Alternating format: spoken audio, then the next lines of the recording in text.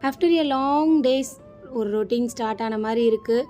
அப்பா, ஷிஃப்டிங்கை நினச்சாலே எனக்கு ஏதோ கிறுகிறுன்னு வர மாதிரி இருக்குது. என்ன தான் ஹஸ்பண்ட் ஆஃபீஸில் பண்ணி கொடுத்தாலும் திருப்பி இங்கே வந்து நம்ம அதை எல்லாத்தையும் ஓப்பன் பண்ணி ஒவ்வொன்றுத்தையும் அரேஞ்ச் பண்ணுறதுக்குள்ளார உண்மையாகவே சொல்கிறேன் முடியலை. பட் தம்பி, தங்கச்சி, தம்பி ஒய்ஃபு, சித்தி, அம்மானு எல்லாருமே வந்து கொஞ்சம் ஹெல்ப் பண்ணாங்க அரேஞ்ச் பண்ணுறதுக்கு.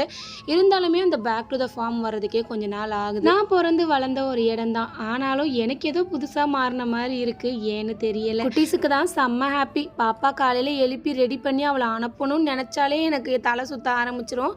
பட் மேடம் என்னன்னு தெரியல, ரொம்ப சமத்தாக மாறிட்டாங்க. மேபி பெரிய பொண்ணு ஆகிறதுனாலையா இல்லை வந்துட்டு இடத்துனாலையான்னு தெரியல. ஆஸ் யூஷுவல் எப்பவும் போல் மார்னிங் சத்து மாவு கஞ்சி, ஆஃப்டர்நூனுக்கு வந்துட்டு பூண்டு குழம்பு பண்ணிவிட்டு முருங்கைக்கீரை பொரியல் பண்ணலான்னு நினச்சேன். சரி, முட்டை போட்டு கொடுத்துடலான்னு சொல்லிட்டு அதுதான் கொடுத்து விட்டுருந்தேன். உங்கள் வீட்டு குட்டீஸ் எப்படி சமத்தா கிளம்பிடுவாங்களா இல்லை ரணகலமாக இருக்குமான்னு மறக்காமல் கமெண்ட் பண்ணுங்கள்.